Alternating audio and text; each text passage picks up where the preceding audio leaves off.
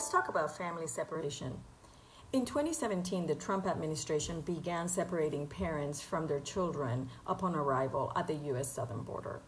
Most of these families were fleeing violence, persecution, and other life-threatening conditions in their home countries. The Trump administration implemented the policy of separating parents from their children as a punitive measure to deter others from seeking protection in the United States.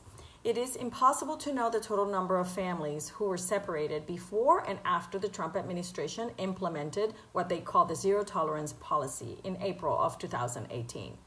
The government made no plan to collect data on family separations at all. So zero tolerance was designed to use federal prosecutions of parents as a tool to separate them from their children.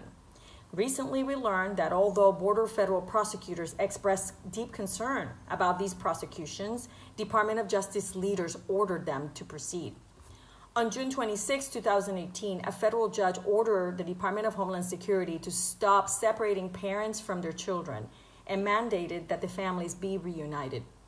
Later, that same judge determined that separations had begun far earlier than zero tolerance and ordered that those families be found as well.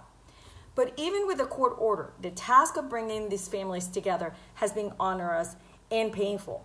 That is because the U.S. government made no plans to reunite these families. They did not have a procedure in place to ensure that each child was connected in the system to their parent.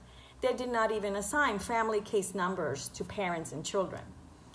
In addition, both before and after zero tolerance, DHS deported over 1,000 parents without their children, laying the burden on NGOs like KIND and its partners and law firms to donate their time and resources to conduct tracing and attempt to find parents returned to rural and remote areas in Central America.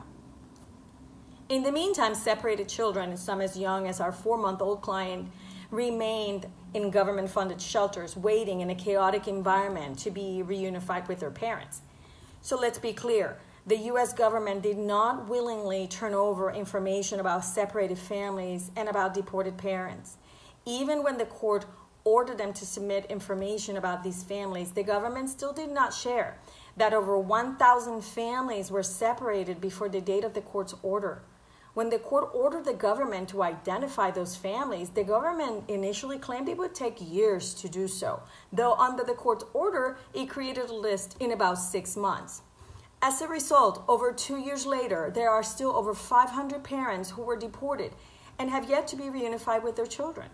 The contact information for these cases is stale and inaccurate. These parents are not avoiding reunification. Many have remained in precarious circumstances in their home countries, still fleeing from persecution, extreme poverty and violence, and other life-threatening circumstances. Had the federal government provided this information sooner, these parents could have been more easily located.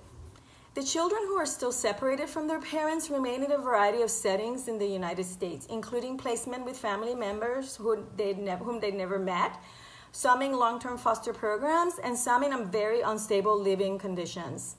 The journey of all separated children towards reunification, full protection under the law, and healing will continue for years, if not a lifetime. KIND and our partners remain here, committed to serve them and achieve full justice for them.